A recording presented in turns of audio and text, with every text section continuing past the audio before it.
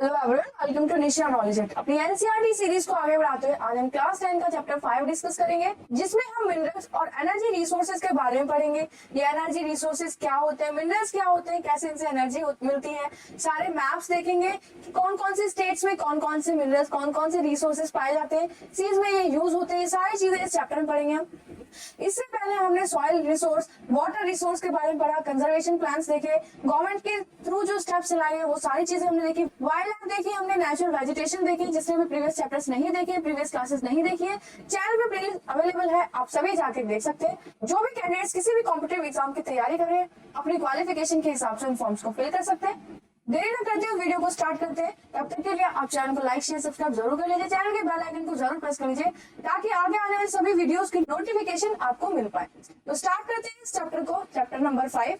एक स्टोरी से स्टार्ट है चैप्टर, जिसमें हवन है जो गुवाहाटी आता है अपने फादर के साथ अपने गाँव से। कुछ स्ट्रेंज ऑब्जेक्ट्स वो रोड पे चलते हुए देखता है, जो कि एक घर की तरह लग रहे हैं, जिसके अंदर किचन भी है। वो इन सब चीजों को देख के अमेज होता है, अपने फादर से पूछता है कि हमारा घर इस तरह से क्यों नहीं चलता और ये क्या चीज है।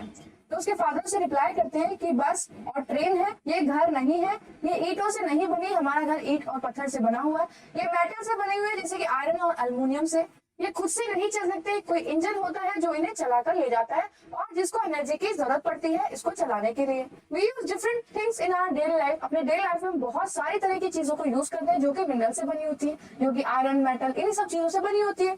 आप अपने आसपास देखिए और एक लिस्ट बनाइए कि आपके आसपास ऐसी कौन कौन सी चीजें हैं जो इन मेटल से, मिनरल से बनी हुई है। प्रश्न आता है कि ये मिनरल्स आते कहाँ से। तो हमने प्रीवियस चैप्टर में पढ़ा कि जो अर्थ की क्रस्ट है, जो अर्थ की लेयर है, वहाँ बहुत सारे मिनरल्स पाए जाते हैं। बहुत सारे मिनरल से वो अर्थ क्रस्ट बनती है, अर्थ सरफेस बनता है। जिसने भी चैप्टर्स नहीं देखे वो प्रीवियस क्लासेस में जाके देख सकते हैं। ये वेरियस मेटल एक्सट्रैक्ट किए जाते हैं अर्थ के लेयर से, फिर उसके बाद इनका प्रॉपर रिफाइनमेंट होता है और इनको फिर यूज में लाया जाता है। एक पत्थर की फॉर्म में ये मिनरल्स मिलते हैं, जिसको हम ओर कहते हैं। और क्या होता है कि बहुत सारे मिनरल्स इकट्ठे आपको मिलेंगे उस पत्थर के अंदर, जिससे आप अलग अलग उन मिनरल्स को निकालेंगे। जैसे कि किसी पर्टिकुलर मिनरल का अमाउंट अगर उस पत्थर में, उस रॉक में ज्यादा है, तो उसका नाम हो जाएगा उसी मिनरल के हिसाब से। मान लीजिए आयरन हो तो मतलब उस पत्थर के अंदर आयरन ज्यादा है in respect of other minerals. उसके बाद उन्हें रिफाइन किया जाता है इंडस्ट्रीज में और फिर रॉ मटेरियल की तरह ये मिनरल्स, मेटल्स यूज होते हैं बहुत सारी इंडस्ट्रीज में। Minerals are an indispensable part of our life. Minerals एक ऐसा पार्ट है हमारी लाइफ का जिसके बिना हम लाइफ सोच ही नहीं सकते, क्योंकि हमारी बहुत सारी चीजें हैं जो कि इन्हीं मिनरल्स, मेटल से बनती है।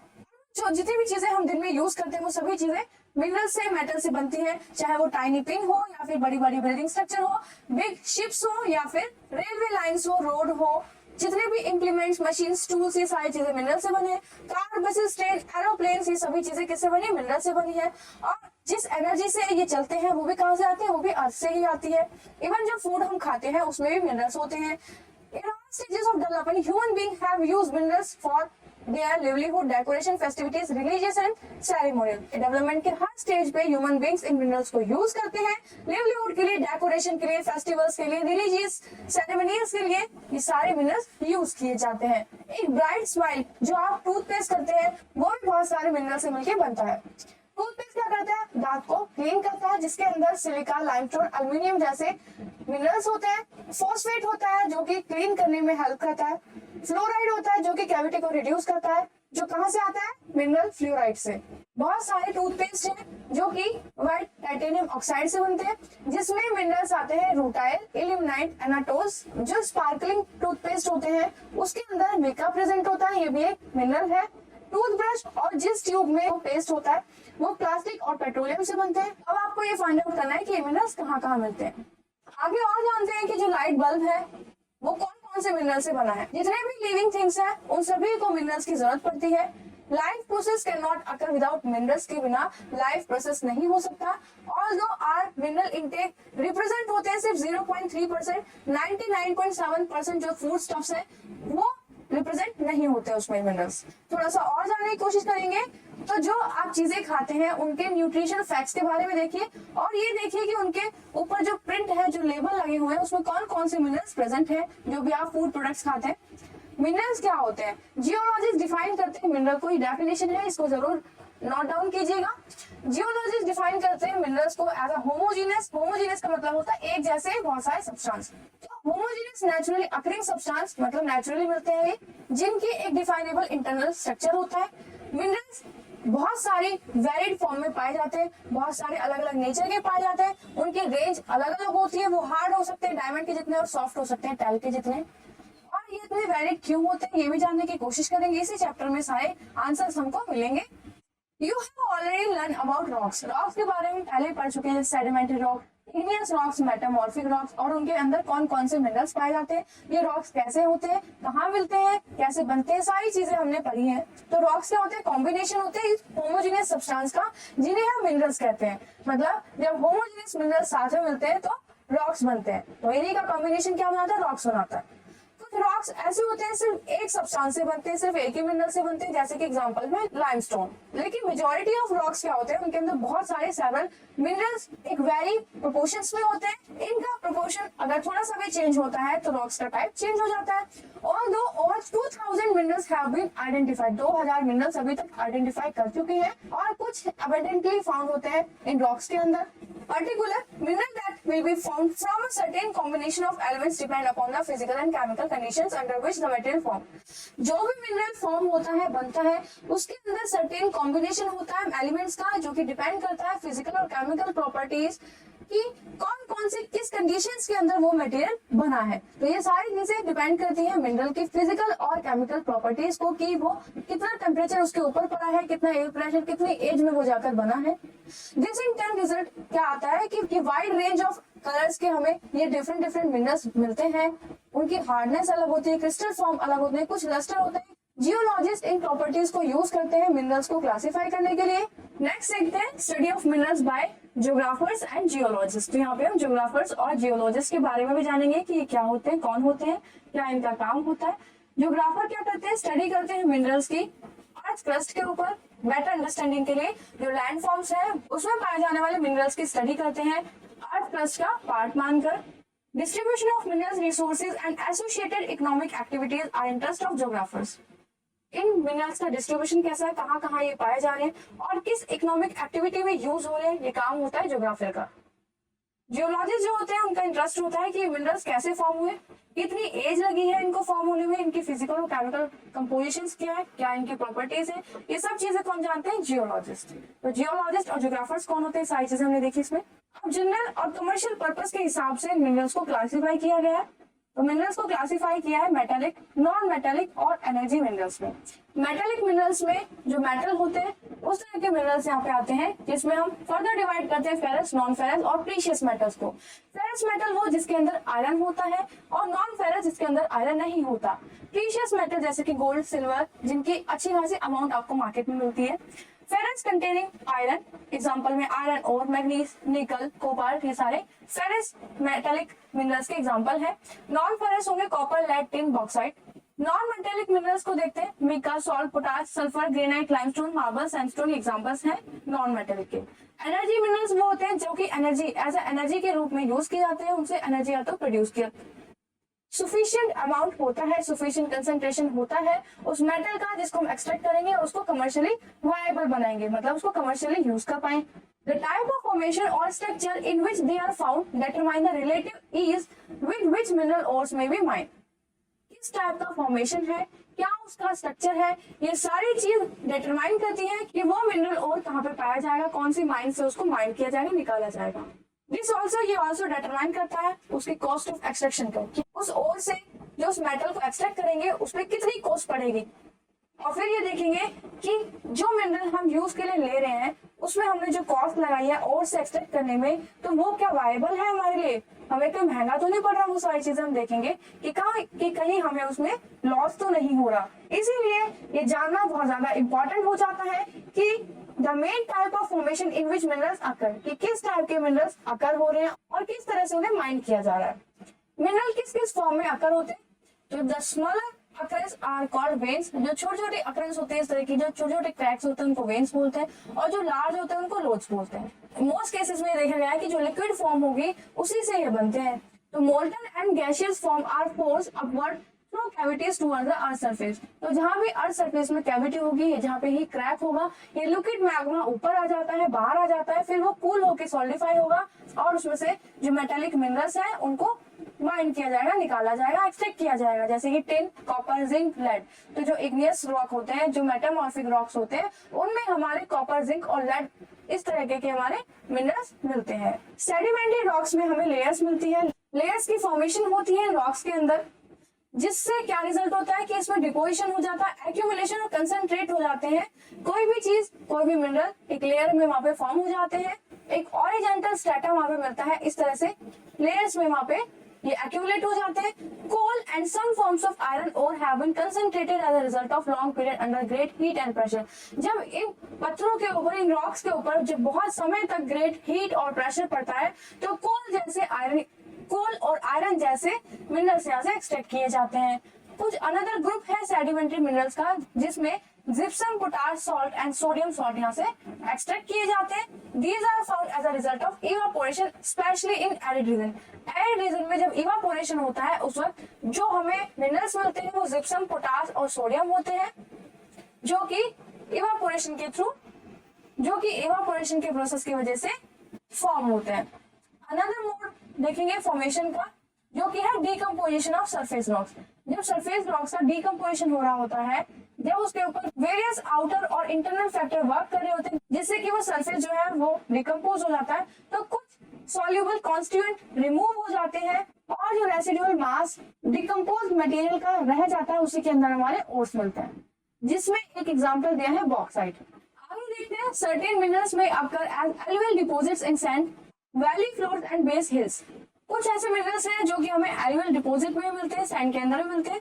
इनको हम क्या कहते हैं? प्लेसर डिपॉजिट्स कहते हैं। जनरली इनके अंदर जो मिनरल्स पाए जाते हैं वो कोरोडेड हो चुके होते हैं वाटर के थ्रू, जैसे कि गोल्ड, सिल्वर, टिन, प्लैटिनम, इस तरह के मिनरल्स यहाँ पे पाए जाते हैं। ओशन वाटर्स में भी वास्ट क्वांटिटी में मिनरल्स मिलते हैं, जो कि वाइडली डिफ्यूज हो चुके हैं इकोनॉमिक सिग्निफिकेंस से।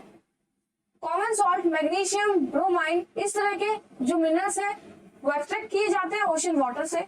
ओशन को जो बेड है, ओशन फ्लोर जो है, वहां से भी बहुत सारे मिनरल्स हमें मिलते हैं, जैसे कि मैग्नीज नोड्यूल्स।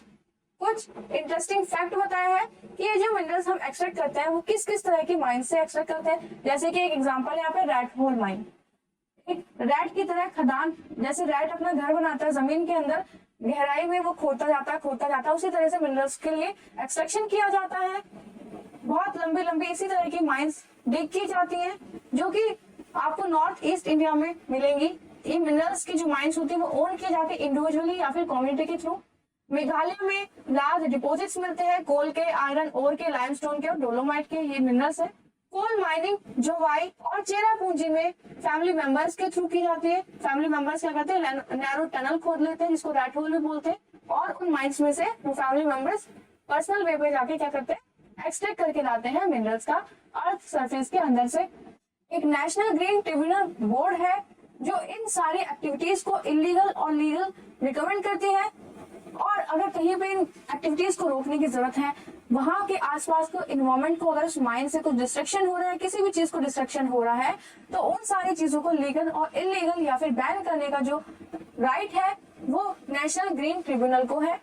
यहाँ पे और आपको जानना है डिफरेंस बिटवीन बताना ओपन पिट माइन में, क्वारी में और शाफ्ट माइनिंग में। इंडिया फॉर्चुनेट है कि उसके पास बहुत सारे, मतलब इंडिया में बहुत सारे रिच और वेरिड टाइप के मिनरल रिसोर्स यहाँ पे प्रेजेंट है, जो कि अनइवनली डिस्ट्रीब्यूटेड है। अनइवनली मतलब पूरे इंडिया में किसी स्टेट में आयरन ज्यादा मिलेगा, किसी स्टेट में कोल मिलेगा, किसी स्टेट में आयरन और कोल दोनों मिलेंगे, किसी में दोनों नहीं मिलेंगे, या फिर और तरह के मिनरल्स यहाँ पे मिलेंगे। तो ये अनइवनली डिस्ट्रीब्यूशन है रिसोर्सेज का। ब्रॉडली अगर बात करें तो जो पेनिनसुलर रॉक है वहां पर ज्यादा रिजर्व्स मिलते हैं कोल के, मेटेलिक मिनरल के, मिका के और many other non metallic minerals भी हमें कहाँ मिलते हैं? जो इंडिया का साउदर्न पार्ट है वहां पर, जो पेनिनसुलर पार्ट है वहां पर। जो सेडिमेंट्री रॉक्स होते हैं वो वेस्टर्न और ईस्टर्न फ्लैंक्स में मिलते हैं, पेनिनसुला में मिलते हैं। गुजरात और असम में most of the petroleum deposits मिलते हैं। Rajasthan with the rock system of peninsula has reserves of many non ferrous metals. तो जो राजस्थान वाला एरिया है वहां पर नॉन फेरस मेटल ज्यादा मिलते हैं। जो वास्ट एलुवियल प्लेन्स है नॉर्थ इंडिया के, वहां पर बहुत सारी इकोनॉमिक एक्टिविटीज होती है मिनरल्स के थ्रू। वेरिएशंस एग्जिस्ट करती हैं बहुत ज्यादा, बिकॉज जो डिफरेंस है जियोलॉजिकल स्ट्रक्चर में और जो इन मिनरल्स को बनने का जो प्रोसेस है, जो टाइम है, वो सारी चीजें इन्वॉल्व हो जाती है कि मिनरल कैसे बनेगा। इस मिनरल के फॉर्मेशन में ये सारी चीजें बेस्ड हो जाती हैं। Let us now study the distribution of a few major minerals in India. कुछ मेजर मिनरल्स के बारे में जानते हैं कि किस तरह से डिस्ट्रीब्यूशन हो रखा है इंडिया के अंदर। हमेशा ये याद रखा जाता है कि जो कंस्ट्रक्शन हो रहा है मिनरल्स का उस ओर से कितना ज्यादा इकोनॉमिक बेनिफिट उससे होगा। अगर हम उसको माइन करेंगे तो कहीं ऐसा ना हो कि माइनिंग में हमारी एक्सट्रैक्शन में ज्यादा एक्टिविटी, एक्सट्रैक्शन और माइनिंग में हमारा ज्यादा पैसा खर्च हो जाए और उसकी इकोनॉमिक वैल्यू कम हो। ये सारी चीजें ध्यान रख के मिनरल ओर को एक्सपेक्ट किया जाता है कि वो मार्केट में उसका क्या रोल है, क्या इकोनॉमिक वायबिलिटी है। Thus, to meet the demand, a choice has to be made between a number of possible options. When this is done, a mineral deposit or reserve comes into our mind. तो ये सारी चीजें जब हम mind में रखते हैं, demand क्या है उस मिनरल की, क्या उसका इकोनॉमिक बेनिफिट है, किस तरह से उसको यूटिलाइज किया जा सकता है, किस लेवल पे वो इकोनॉमिक एक्टिविटी में रोल प्ले करेगा, उसके हिसाब से इन डिपॉजिट्स और रिजर्व्स के लिए माइंस खोदी जाती हैं, देखा जाता है कि वो कहाँ पे मिल रहे हैं, उसके बाद उन्हें एक्सट्रैक्ट किया जाता है। फेरस मिनरल्स देखते हैं। Ferrous minerals account for about 3/4 of the total value of the production of metallic mineral. जो मेटालिक मिनरल है उनका टोटल 3/4 पार्ट में हमें फेरस मिनरल्स मिलते हैं। प्रोवाइड कराते हैं strong base development of metallurgical industries के लिए। जो बेस बनाया जाता है वो इन्हीं मिनरल से बनाया जाता है। इंडिया एक्सपोर्ट करता है इन मिनरल्स को, इन फेरस मिनरल्स को इंटरनल डिमांड फुलफिल करने के बाद, मतलब कंट्री की जितनी भी डिमांड है उसको फुलफिल करने के बाद वो इन मिनरल्स को एक्सपोर्ट भी करता है, जो कि नहीं करना चाहिए। इसका मतलब क्या है कि इंडिया में इतनी ज्यादा एक्टिविटीज नहीं हो रही है कि इंडिया के जो सेल्फ मिनरल्स है उनको वो यूज नहीं कर पा रही, जिसकी वजह से वो एक्सपोर्ट कर रही है। और आप देख सकते हैं कि जो मिनरल्स है वो कितने ज्यादा प्रीशियस रिसोर्स होते हैं किसी भी कंट्री का, उसके डेवलपमेंट में कितना ज्यादा इंपॉर्टेंट रोल प्ले करते हैं। आयरन ओर देखते हैं। आयरन ओर क्या है? एक बेसिक मिनरल है, बैकबोन है इंडस्ट्रियल डेवलपमेंट का। इंडिपेंडेंस के बाद इंडस्ट्रियल डेवलपमेंट एक वास्ट लेवल पे हुआ, जिसमें हमने देखा कि बहुत सारी माइंस एक्टिविटीज यहाँ पे की गई। जमशेदपुर में सबसे पहले आयरन ओर के लिए माइन वहाँ पे देखी गई और फिर वहाँ पे इंडस्ट्री भी लगाई गई। India is endowed with fairly abundant resource of iron ore. बहुत सारे मिलते हैं इंडिया में, रिच और गुड क्वालिटी के आयरन ओर यहाँ पे मिलते हैं, जैसे कि मैग्नेटाइट सबसे ज्यादा फाइनेस्ट आयरन ओर है। सबसे ज्यादा अच्छी क्वालिटी का जो आयरन ओर होता है मैग्नेटाइट, जिसमें हाई कंटेंट होता है आयरन का। अप्रॉक्स 70% उसमें आयरन ओर मिलता है और बाकी 30% उसमें इम्प्योरिटीज होती है। एक्सीलेंट मैग्नेटिक क्वालिटी होती है इसकी, specially valuable in electrical industries में बहुत ज्यादा यूज होता है। उसके बाद सेकंड नंबर पे आता है हेमेटाइट। ये भी इंपॉर्टेंट रोल प्ले करता है इंडस्ट्रियल प्रोसेस में। इन टर्म्स ऑफ क्वांटिटी अगर देखेंगे तो ये थोड़ा सा कम इसमें आयरन कंटेंट होता है इन रिस्पेक्ट ऑफ मैग्नेटाइट। 50 से 60% यहाँ पे आयरन कंटेंट मिलेगा। 2018-19 का जो डाटा है उसमें 97% जो प्रोडक्शन हुआ आयरन ओर का वो उड़ीसा, छत्तीसगढ़, कर्नाटका और झारखंड से माइन किया गया। रिमेन जो 3% बचा वो अदर स्टेट्स में मिला। तो यहाँ पे हम अनइवन डिस्ट्रीब्यूशन भी देखेंगे रिसोर्सेज का। डू यू नो में क्या आपको पता है कुंद्रे जो कि कन्नड़ में है, जिसका मतलब होता है horse. Highest peak western Ghats में कर्नाटका में रिजेंबल करती है इस हॉर्स के फेस को। बायलाडीला हिल्स दिखती हैं हम की तरह और इसी तरह से इनके नाम रखे गए हैं। ये जो आपको पीक्स दिखाई दिए इनके डिफरेंट नाम हॉर्स के हिसाब से रखे गए हैं कि ये उसका फेस है, ये उसका हम्प है, इस तरह से। मेजर आयरन ओर बेल्ट देखते हैं कि इंडिया में कहाँ ये आयरन ओर्स मिलते हैं। उड़ीसा और झारखंड बेल्ट में हायर ग्रेड का हेमेटाइट ओर मिलता है, जो कहाँ मिलता है? बांदम पहाड़ माइंस में, जो कहाँ स्थित है? मयूरभंज और केंदुझर डिस्ट्रिक्ट में। इसके जो एडजॉइनिंग सिंगम डिस्ट्रिक्ट है झारखंड की, वहां पर गुआ और नावमुंडी से हेमेटाइट आयरन ओर माइन किया जाता है। मतलब उड़ीसा झारखंड में डिफरेंट जगह पर ये आयरन ओर मिल रहा है। दुर्ग, बस्तर, चंद्रपुर बेल्ट में, जो छत्तीसगढ़ महाराष्ट्र की बात हो रही है, वहां पर वेरी हाई ग्रेड का हेमेटाइट आयरन ओर मिलता है। बिलाईडेला रेंज, बस्तर डिस्ट्रिक्ट में जो बिलाईडेला रेंज है हिल्स की छत्तीसगढ़ में, वहां पर अप्रॉक्स 14 डिपोजिट्स ऐसे हैं जहां पर super high grade hematite iron ore मिलता है। बेस्ट फिजिकल प्रॉपर्टीज होती है, स्टील मेकिंग में बहुत अच्छे से यूज होता है। इन माइंस का जो ये आयरन ओर है ये एक्सपोर्ट किया जाता है जापान में, साउथ कोरिया में और विशाखापट्टनम पोर्ट से थ्रू। बल्लारी, चिकमगलुरु, तुमाकुरु बेल्ट में कर्नाटका में, वहां पर भी बहुत सारे रिजर्व्स हैं आयरन ओर्स के। कुंदेरुमुख जो माइंस है जो वेस्टर्न घाट्स में लोकेटेड है कर्नाटका में, वहाँ 100% एक्सपोर्ट यूनिट्स बनाई गई है। कुंदेरुमुख डिपोजिट जो है उन्हें one of the largest deposits भी कहा जाता है पूरे वर्ल्ड का, तो यहाँ पे इसको आप नोट डाउन करेंगे। इन ओर्स को स्लरी की फॉर्म में ट्रांसपोर्ट किया जाता है पाइप से। महाराष्ट्र में और गोवा में रत्नागिरी डिस्ट्रिक्ट में ज्यादा हाई क्वालिटी का आयरन ओर नहीं मिलता, एफिशिएंटली एक्सप्लॉइटेड हो चुका है ये आयरन ओर। यहाँ से एक्सपोर्ट किया जाता है मारमागांव पोर्ट से।